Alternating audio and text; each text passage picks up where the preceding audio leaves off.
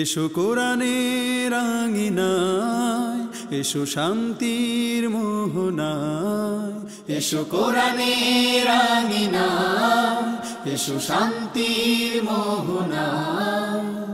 জীবনকে রাঙাতে, ফুলে ফুলে সাজাতে আল্লাহর প্রেম সুধা নিয়ে এলো পিএইচপি কোরআনের আলো, পিএইচপি কোরআনের আলো।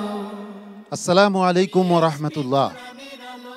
পৃথিবীতে তখন ঘোর অমানিসা, মানবতা ভুলুণ্ঠিত, নারীদের হত্যা করা হচ্ছে, কন্যা শিশুকে জন্মদাতা পিতা হত্যা করছে।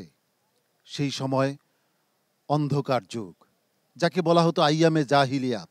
সেই সময় এই পৃথিবীতে মহান রাব্বুল আলামিন প্রেরণ করলেন এক মহামানবকে, যিনি ভাবতেন কিভাবে মানুষের মুক্তি হবে, কিভাবে মানবতা মুক্তি পাবে। তিনি তার শহরের পার্শ্ববর্তী এক পাহাড়ের গুহায় বসে ধ্যান করতে লাগলেন।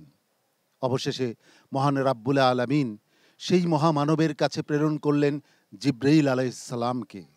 প্রেরণ করলেন এক ওহী, ইকরা, পড়ো তোমার প্রভুর নামে। সেই মহামানব কে? আমাদের পরম প্রিয় মুহাম্মাদুর রাসূলুল্লাহ সাল্লাল্লাহু আলাইহি ওয়াসাল্লাম। তার উপর নাজিল হলো সর্বশেষ ও সর্বশ্রেষ্ঠ আসমানি কিতাব আল কুরআনুল কারীম। আল কুরআনুল কারীমের তিলাওয়াতের অনুষ্ঠান, হিফজুল কোরআন প্রতিযোগিতার এক নান্দনিক পরিবেশনা, পিএইচপি কোরআনের আলো প্রতিভার সন্ধানে 2023-এ আপনাদের সবাইকে স্বাগত জানাচ্ছি। আমি শাহ ইফতেখার তারিক। এই অনুষ্ঠানে টাইটেল স্পন্সর হিসেবে রয়েছে পিএইচপি ফ্যামিলি, কো স্পন্সর হিসেবে রয়েছে Al Arafah Islami Bank Limited, Smart Synthetic Colour Paste, Centre for Zakat Management, Infinity Megamall, Savoy Ice Cream ও ইসলামী ব্যাংক বাংলাদেশ লিমিটেড।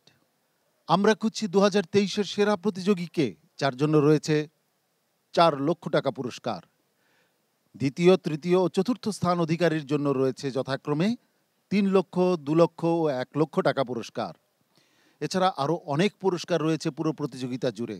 মোট 25 লক্ষ টাকার পুরস্কার রয়েছে এই প্রতিযোগিতায়। এই পুরস্কারগুলো স্পন্সর করেছে বাংলা ক্যাট। প্রতিযোগীদের ওস্তাদদের জন্যও রয়েছে পুরস্কার। তাদের জন্য রয়েছে পিএইচপি অটোমোবাইলসের পক্ষ থেকে পিএইচপি মোটরসাইকেল এবং পিএইচপি ফ্যামিলির পক্ষ থেকে রয়েছে ওমরার ব্যবস্থা। অনেক অনেক ধাপ পেরিয়ে আমরা এখন আছি সুপার 6-এর প্রথম গ্রুপে। প্রিয় দর্শক, আজকে সুপার 6-এর প্রথম গ্রুপের 3 জন প্রতিযোগী পারফর্ম করবে। প্রথম প্রতিযোগীকে মঞ্চে ডাকবার আগে চলুন দর্শক জেনে নেই বিচারক প্যানেলে কারা রয়েছেন। বিচারক প্যানেলে যথারীতি রয়েছেন ওস্তাদুল হুফাজ শেখ আব্দুল হক, হাফিজ মাওলানা আবু ইউসুফ, শেখ ফখরুল হুদা। অতিথি প্যানেলে রয়েছে 2 জন বিশিষ্ট আলেমে দ্বীন, রয়েছেন মাওলানা আব্দুল কাইয়ুম এবং মাওলানা সাদ হুসাইন।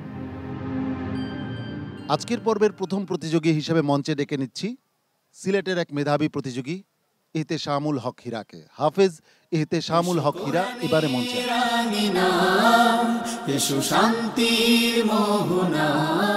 আসসালামু আলাইকুম ওয়া রাহমাতুল্লাহি ওয়া বারাকাতুহু। ওয়া আলাইকুম আসসালাম ওয়া রাহমাতুল্লাহি ওয়া বারাকাতুহু। আমি যে আয়াতটি তেলাওয়াত করব, তুমি আয়াতের শুরু থেকে ধারাবাহিকভাবে পড়ে যাবে। লাস্টে আমি প্রশ্ন করব এই আয়াতটি কত জায়গায় আছে, তুমি উত্তর দিবে। হ্যাঁ, জি ইনশাআল্লাহ।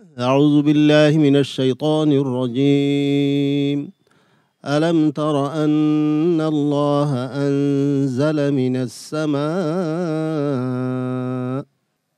আউযু বিল্লাহি মিনাশ শাইতানির রাজীম। বিসমিল্লাহির রহমানির রহিম।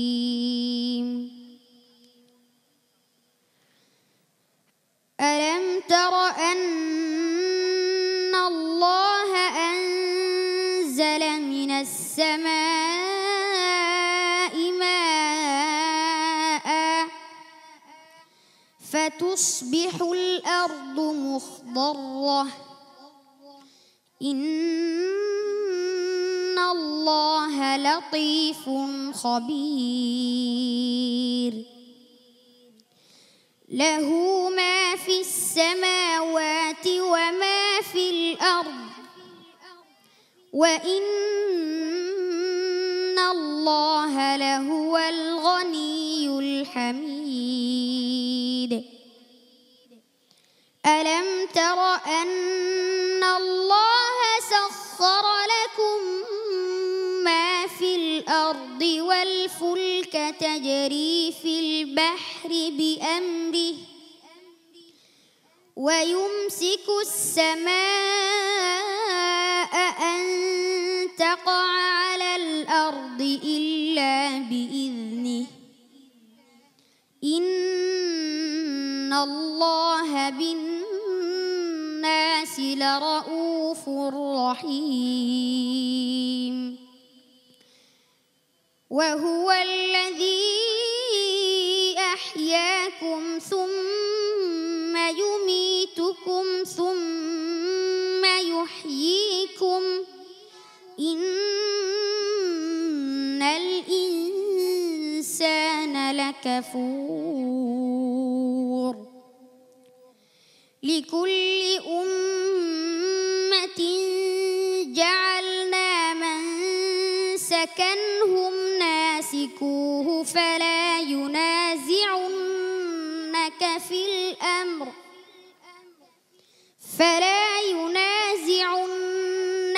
في الأمر ودع إلى ربك إنك لعلى هدى مستقيم وإن جادلوك فقل الله أعلم بما تعملون الله يحكم بينكم يوم القيامة فيما كنتم فيه تختلفون ألم تعلم أن الله يعلم ما في السماء والأرض إن ذلك في كتاب إن ذلك على الله يسير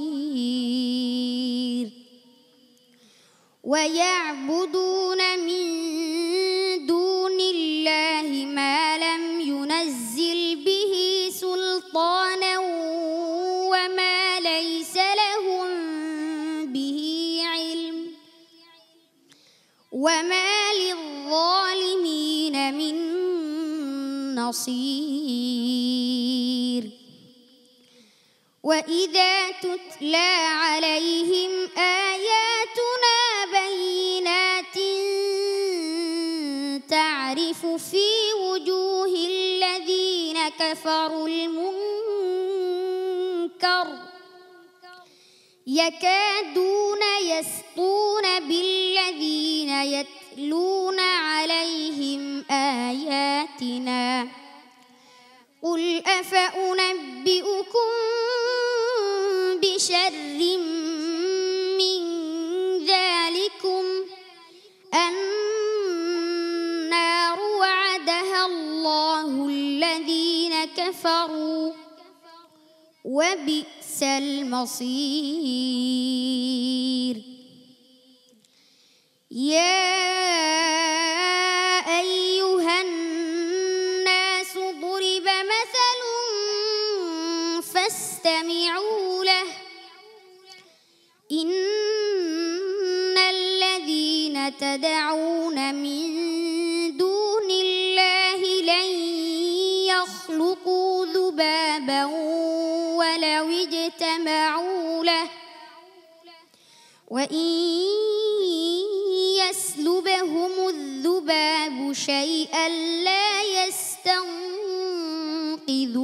منه ضعف الطالب والمطلوب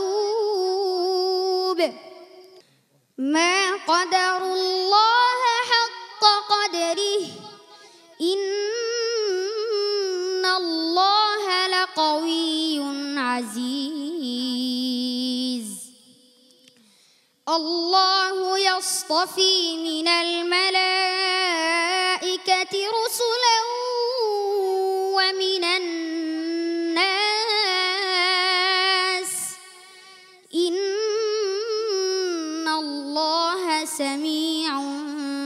نصير يعلم ما بين أيديهم وما خلفهم وإلى الله ترجع الأمور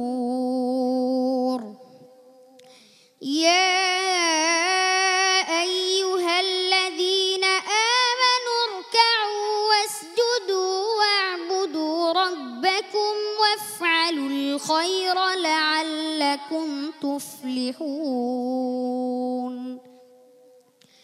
وجاهدوا في الله حق جهاده هو اجتباكم وما جعل عليكم في الدين من حرج ملة أبيكم إبراهيم هو سماكم المسلمين من قبل وفي هذا ليكون الرسول شهيدا عليكم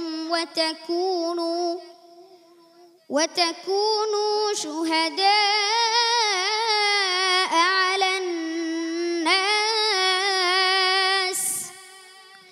فأقيموا الصلاة وآتوا الزكاة واعتصموا بالله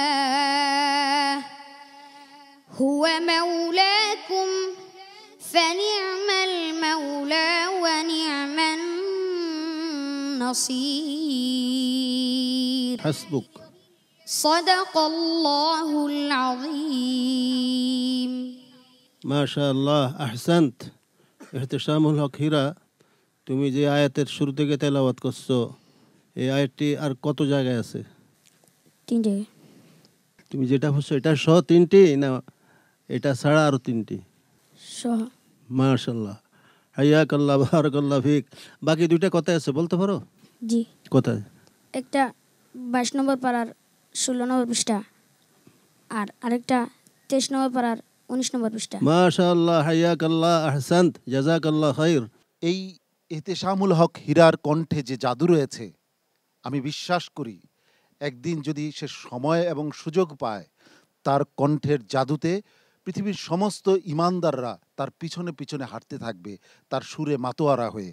ইহতেশামুল হক হীরার আজকের পারফরমেন্স নিয়ে ওস্তাদজির মতামত নিয়ে নিচ্ছি। কোনো মতামত নেই। আল্লাহ পাক রব্বুল আলামিন ইহতিসামুল হক হীরাকে আসলে হীরায় বানাইছেন, মণিমুক্তা। হীরা মণিমুক্তার কথা শুনি না আমরা? আল্লাহ তাআলা তাকে হীরা মণিমুক্তার ন্যায় যেন করে দেন এবং হযরতুল আল্লামা ইহতিসামুল হক থানভী রাহিমাহুল্লাহর ন্যায় যেন তাকে একজন যোগ্য মুহাক্কিক আলম হিসেবে আল্লাহ কবুল করেন, বলেন আমিন। হাফিজ মাওলানা আবু ইউসুফ, অনেক অনেক মোবারকবাদ। তুমি আজকে যে তেলাওয়াত আমাদেরকে উপহার দিলে, সত্যি ওস্তাদজির সাথে আমিও একমত পোষণ করেছি। আসলেই তোমরা রিয়েল হীরা। আল্লাহ তোমাদেরকে কবুল করুক, তোমার বাবা মাকে কবুল করুক, তোমার ওস্তাদের যে কোরবানি, কোরবানিকে আল্লাহ কবুল করুক, আমিন। শেখ ফখরুল হুদা। জি ধন্যবাদ। সুবহানাকা লা ইলমা লানা ইল্লা মা আল্লামতানা সুবহানাকা ইয়া রব। কি আর বলবো, ইহতিসামুল হক হীরা, সে আমার যেন মনে হচ্ছিল সে তার হিফজ থেকে পড়তেছে না, সে কোরআন একেবারে বুঝে বুঝে বুঝে বুঝে পুরা তাদাব্বুর ও তাফাক্কুরের সহিত পড়ে যাচ্ছে। প্রতিটি ওয়াক ফসল সব কিছুই তার অত্যন্ত সুন্দর হয়েছিল। আমরা কামনা করবো আল্লাহ যেন তাকে একজন বড় দিনে আলিমে দিন বানায়। আর শুনলাম সে সিলেটের জন্য আর বেশি বলতেছি না, আমিও সিলেটের, এটা আমার সিলেটের গর্ব। জাযাকাল্লাহ খাইরে। গিয়েছিল মাওলানা সাদ হুসাইন। চমৎকার তেলাওয়াত, সত্যিই মুগ্ধ হয়ে শুনছিলাম। মহান আল্লাহ রাব্বুল আলামিনের কাছে তার জন্য দোয়া করছি, আল্লাহ তাআলা তাকে বিশ্বময়, বিশ্বজয়ী হাফেজ হিসেবে কবুল আর মঞ্জুর করেন। ইহতেশামুল হক হীরা, তোমার জন্য দোয়া ভালোবাসা আমার হৃদয়ের গভীর থেকে। আসসালামু আলাইকুম ওয়া রাহমাতুল্লাহি ওয়া বারাকাতুহু। পরবর্তী প্রতিযোগী হিসাবে আসছে একজন মেধাবী প্রতিযোগী, ঝালকাঠির হাফেজ সানাউল্লাহ। হাফেজ সানাউল্লাহ এবারে আসছে মঞ্চে। এসো শান্তির মোহনা। আসসালামু আলাইকুম ওয়া রাহমাতুল্লাহি ওয়া বারাকাতুহু। ওয়া আলাইকুম আসসালাম ওয়া রাহমাতুল্লাহি ওয়া বারাকাতুহু। আউযু বিল্লাহি মিনাশ শাইতানির রাজীম। بسم الله الرحمن الرحيم الحمد لله أعوذ بالله من الشيطان الرجيم بسم الله الرحمن الرحيم الحمد لله رب العالمين الرحمن الرحيم مالك يوم الدين إياك نعبد وإياك نستعين اهدنا الصراط المستقيم صراط الذين أنعمت عليهم غير المغضوب عليهم ولا الضالين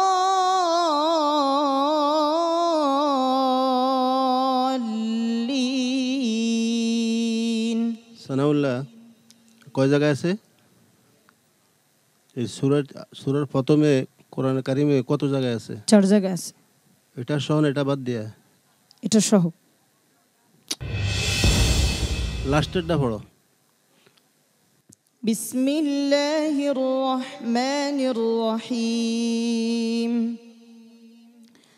الحمد لله الذي له ما في السماوات وما في الأرض وله الحمد في الآخرة وهو الحكيم الخبير يعلم ما يلج في الأرض وما يخرج منها وما ينزل من السماء وما يعرج فيها وهو الرحيم الغفور وقال الذين كفروا لا تأتينا الساعة قل بلى وربي لتأتينكم عالم الغيب لا يعزب عنه مثقال ذرة في السماوات ولا في الأرض في السماوات ولا في الأرض ولا أصغر من ذلك ولا أصغر من ذلك ولا أكبر إلا في كتاب مبين ليجزي الذين آمنوا وعملوا الصالحات أولئك لهم رزق معلوم والذين আবার বলো ليجزي الذين آمنوا وعملوا الصالحات أولئك لهم عذاب من رجز أولئك لهم أولئك لهم رزق খেয়াল করে পড়ো أولئك لهم في مغفرة أولئك لهم مغفرة ورزق كريم والذين سعوا في آياتنا معاجزين أولئك لهم عذاب من رجز أليم ويرى الذين أوتوا العلم الذي أنزل أنزل إليك من ربك هو الحق ويهدي إلى صراط العزيز الحميد وقال الذين كفروا هل ندلكم على رجل ينبئكم إذا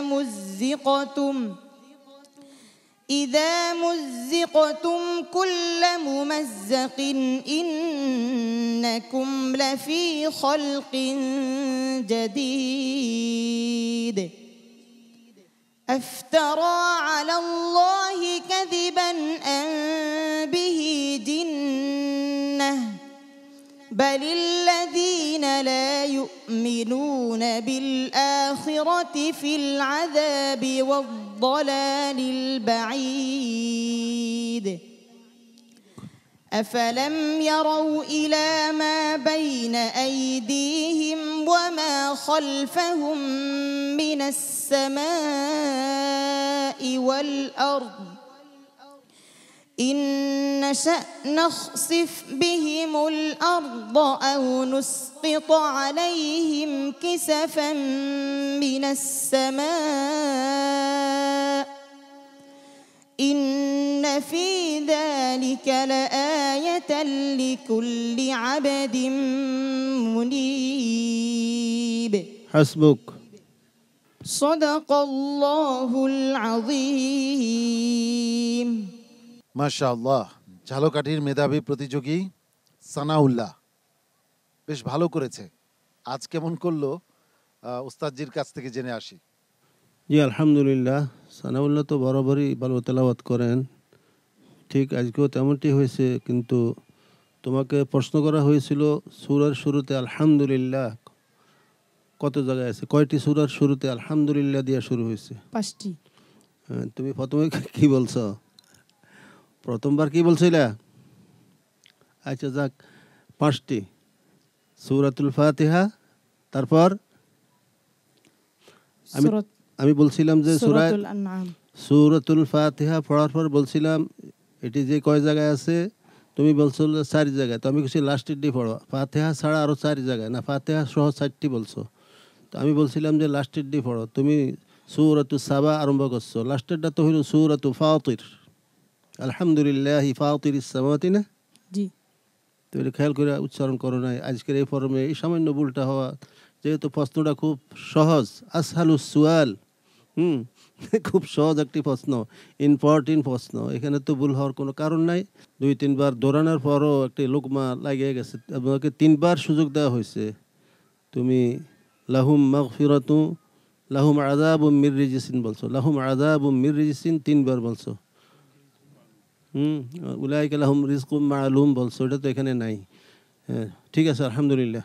হাফিজ মাওলানা আবু ইউসুফ ভালো এবং খুব ভদ্র একটি ছেলে, খুবই বিনয়ী, ওকে দেখলে মায়া লাগে। তো আসলে যে প্রতিষ্ঠানে পড়ে সেখানে কিন্তু আসলে লেখাপড়ার পাশাপাশি আদব কায়দার প্রতি তাদের যথেষ্ট গুরুত্ব দেয় তারা। এটা তো কিসমত। তোমার অনেক ফ্রেন্ডরা একসাথে ছিলা, তোমরা কি বলো, অনেক ছিলে না, সবাই চলে গেছে। তো যাই হোক, আজকে যেটা হলো, তুমি নিজেই তো যদি একজন বিচারক হও, তোমার বিচার যদি তুমিই করো, তাহলে কি তুমি সর্বোচ্চ মার্ক পাবে? পাবা? বলো তো বাবা, পাবা? হ্যাঁ আচ্ছা, তাহলে মন খারাপ করে কেউ একটু বেশি পাবে কম পাবে, এটাই তো সিস্টেম। এগিয়ে যাও। শেখ ফখরুল হুদা। জি মাশাআল্লাহ, শেখ যা বলছেন এটাই তোমার একটু গাফলত হয়ে গেছে। আর আমি শুধু বলবো, তুমি মুশাদ্দাদ রাগুলি খেয়াল করবা, ওর উচ্চারণ সঠিক হয় না। মাওলানা আব্দুল কাইয়ুম। আমাদের বরিশালের গৌরব সানাউল্লাহ। সানাউল্লাহ, ভয়ের কোনো কারণ নেই, এগিয়ে যাও, ইনশাআল্লাহ তুমি জয়ী হবেই। আমরা দোয়া করি তোমার জন্য, আল্লাহ যেন তোমাকে বিশ্বময় কবুল করেন বলি আমিন। আমিন। সানাউল্লাহর জন্য হৃদয়ের গভীর থেকে ভালোবাসা। আসসালামু আলাইকুম ওয়া রাহমাতুল্লাহি ওয়া বারাকাতুহু। এবারে ডেকে নিচ্ছি সর্বশেষ প্রতিযোগীকে, যার নাম ইরশাদুল ইসলাম। হাওর বাউরের দেশ নেত্রকোনা থেকে আসছে হাফেজ ইরশাদুল ইসলাম। আসসালামু আলাইকুম ওয়া রাহমাতুল্লাহি ওয়া বারাকাতুহু। وعليكم السلام ورحمة الله وبركاته. بعد أعوذ بالله من الشيطان الرجيم. أولم يروا أنا ألف شهو أولم يروا أنا. أعوذ بالله من الشيطان الرجيم. بسم الله الرحمن الرحيم. أولم يروا أنا نأتي الأرض ننقصها من أطرافها والله يحكم لا معقب لحكمه وهو سريع الحساب. وقد مكر الذين من قبلهم فلله المكر جميعا يعلم ما تكسب كل نفس وسيعلم الكفار لمن عقبى الدار. ويقول الذين كفروا لست مرسلا قل كفى بالله شهيدا بيني وبينكم ومن عنده علم الكتاب. بسم الله الرحمن الرحيم. ألف لام را كتاب أنزلناه إليك لتخرج الناس من الظلمات إلى النور بإذن ربهم إلى صراط العزيز الحميد. الله الذي له ما في السماوات وما في الأرض وويل للكافرين من عذاب شديد. الذين يستحبون الحياة الدنيا على الآخرة ويصدون عن سبيل الله ويبغونها عوجا أولئك في ضلال بعيد. وما أرسلنا من رسول إلا بلسان قومه ليبين لهم فيضل الله ما يشاء ويهدي من يشاء. فيضل الله من يشاء ويهدي من يشاء وهو العزيز الحكيم. ولقد أرسلنا موسى بآياتنا أن أخرج قومك من الظلمات إلى النور وذكرهم بأيام الله إن في ذلك لآيات لكل صبار شكور. وإذ قال موسى لقومه اذكروا نعمة الله عليكم إذ أنجاكم من آل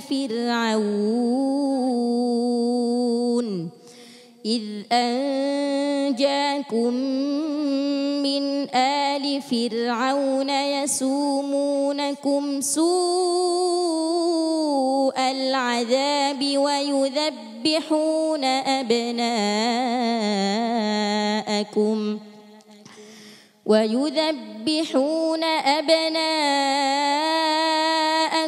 ويستحيون نساءكم وفي ذلكم بلاء من ربكم عظيم وإذ تأذن ربكم لئن شكرتم لأزيدنكم ولئن كفرتم إن عذابي لشديد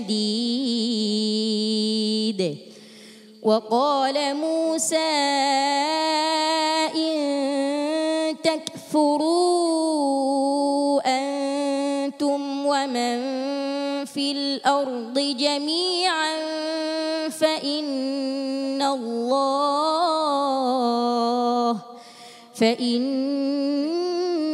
الله لغني حميد ألم يأتكم نبأ الذين من قبلكم قوم نوح وعاد وثمود والذين من بعدهم لا يعلمهم إلا الله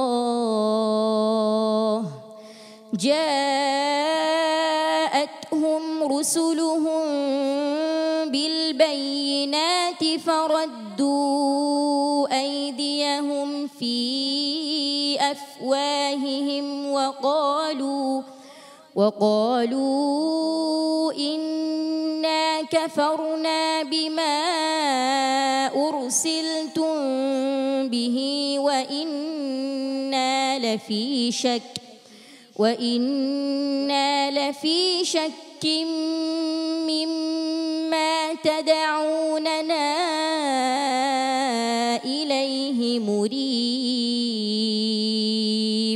حسبك صدق الله مولانا العظيم তুমি একটা পড়েছো আর কয়টা আছে এইটা সহ মোট কয়টা আছে মোট 2টি আছে চিন্তা করে বলো কোথায় কোথায় আছে 21 পারা 16 পৃষ্ঠা হয় নাই চিন্তা করে বলো তুমি পড়ছো সূরাতুর রা'দ 2 নম্বরটা কোথায় 2 নম্বরটা 20 পারা সূরাতুল আনকাবুতের লাস্টে 4টা সুবহানাল্লাহ ইরশাদুল ইসলাম সাবলীলভাবে তেলাওয়াত করেছে, কিন্তু দ্বিতীয় প্রশ্নটিতে কি ঘটলো জেনে আসি শেখ ফখরুল হুদার কাছ থেকে। দ্বিতীয় প্রশ্নটির সঠিক উত্তর ইরশাদুল ইসলাম দিতে পারেননি। 1 তিলাওয়াতের মধ্যে ওয়াযাক্কিরহুম বিআইয়ামিল্লাহির আগে থামা ঠিক না, ইলা নূরে থামা ঠিক হবে না। আর আরেকটা ভুল তোমার, তুমি মাইয়াশাকে মাইয়াশা পড়েছিলে, রাগুলি তোমার উচ্চারণ সঠিক হয় না। যে থামো কাফারনা লা ইন শাকারতুম এগুলি ঠিক করে পড়বো। ইয়ামাল্লাহ ওস্তাদ জি এরশাদ আজকে কেমনটি জানি একটু চুপ হয়ে গেছে মনে হয়। তুই তো বরাবর এত সুন্দর তেলাওয়াত করে আসছো, শ্রোতাদেরকে এত আত্মতৃপ্তি দিয়ে আসছো, আর তার প্রশান্তি তোমার তেলাওয়াতের মাধ্যমে প্রকাশ পেয়েছে, আলহামদুলিল্লাহ। তো আজকে তো খুব সহজ একটি প্রশ্ন করা হয়েছে। হুজুর প্রশ্ন করছেন এই আয়াতটি কত জায়গায় আছে, তুমি প্রথমটি পড়ে যাও, তেলাওয়াতের শেষে বলতে হবে এটি কত জায়গায় আছে, তাই না? জি। এত সহজ প্রশ্ন, বেশি না তো, অল্প কয়েকটি মাত্র। তো এটা তো আজকে এই পর্বে এতটুকু হওয়াটাও মারাত্মক অন্যায়, সুতরাং খুব হুঁশিয়ার, খুব বিচক্ষণ থাকার দরকার ছিল নাকি? জি। আচ্ছা, সামনে এগিয়ে যাও ইনশাল্লাহ। হাফেজ মাওলানা আবু ইউসুফ। ইরশাদুল ইসলামকে অনেক অনেক মোবারকবাদ। খুব সাবলীলভাবেই কিন্তু আজকে সে তেলাওয়াত করেছে। একটা হলো একটু হুসট খাওয়া, এটা আমাদের প্রতিযোগীরা মাঝে মধ্যেই খেয়ে যায়, সেটাও কিন্তু দোষণীয়, তোমরা জানো। সেখানেও কিন্তু তোমাদের নাম্বারিং কাটা হবে। হ্যাঁ, তো এটা আজকে আমরা কামনা করি নাই, তবে সতর্ক। মাওলানা সাদ হুসাইন। আমার মনে হয় পবিত্র মাহে রমাদান আল মোবারকের দিন শেষের এই ক্লান্তি ইরশাদুল ইসলামের মতো এই সুন্দর তেলাওয়াত সে ক্লান্তিকে দূর করে দিতে পারে, রোজাদারের যে তৃষ্ণা সেটি মিটিয়ে দিতে পারে। আমি তার জন্য দোয়া করছি, আল্লাহ তাআলা তাকে এগিয়ে দিন। অনেক দোয়া এবং ভালোবাসা দর্শকদের পক্ষ থেকে আমি জানাচ্ছি তোমাকে। আসসালামু আলাইকুম ওয়া রাহমাতুল্লাহি ওয়া বারাকাতুহু। পিএইচপি কোরআনের আলো প্রতিভার সন্ধানে 2023-এর সেরা প্রতিযোগীকে খোঁজার পথ পরিক্রমায় আমরা রয়েছি টপ 6-এর প্রথম গ্রুপে। এই গ্রুপের 3 জন প্রতিযোগীর পারফরমেন্স আমরা ইতোমধ্যে উপভোগ করেছি। এবার ফলাফল ঘোষণার পালা। একজন বিদায় নেবে আর 2 জন চলে যাবে ফ্যান্টাস্টিক 4-এ। বরিশালের গুঠিয়ার বাইতুল আমান মসজিদ কমপ্লেক্সের সবুজ চত্বরে পিএইচপি কোরআনের আলো প্রতিভার সন্ধানে 2023-এ। প্রিয় দর্শক, সুপার 6-এর প্রথম গ্রুপের 3 জন প্রতিযোগীর পারফরমেন্স আমরা বিরতির আগে উপভোগ করেছি। এবার ফলাফল ঘোষণার পালা। এই 3 জনের মধ্য থেকে সর্বোচ্চ নম্বর নিয়ে যে যাবে পরবর্তী রাউন্ডে তার জন্য রয়েছে স্মার্ট সিনথেটিক কালার পেস্টের পক্ষ থেকে একটি গিফট হ্যাম্পার। আর যে প্রতিযোগী এই পর্ব থেকে বিদায় নেবে তার জন্য রয়েছে বাংলা গেটের পক্ষ থেকে 50,000 টাকা মূল্যমানের চেক। আমার বাইরে রয়েছে এতেশামুল হক হীরা, সিলেটের প্রতিযোগী। তারপর রয়েছে ঝালকাঠির প্রতিযোগী সানাউল্লাহ। আমার ডানে রয়েছে নেত্রকোনার প্রতিযোগী ইরশাদুল ইসলাম। এই 3 প্রতিযোগীর মধ্য থেকে সর্বোচ্চ নম্বর নিয়ে পরবর্তী রাউন্ডে চলে যাচ্ছে সিলেটের প্রতিযোগী এতেশামুল হক হীরা। এতেশামুল হক হীরা, অনেক অনেক অভিনন্দন এবং শুভেচ্ছা তোমাকে। তোমার জন্য রয়েছে স্মার্ট সিনথেটিক কালার পেস্টের পক্ষ থেকে একটি আকর্ষণীয় গিফট হ্যাম্পার।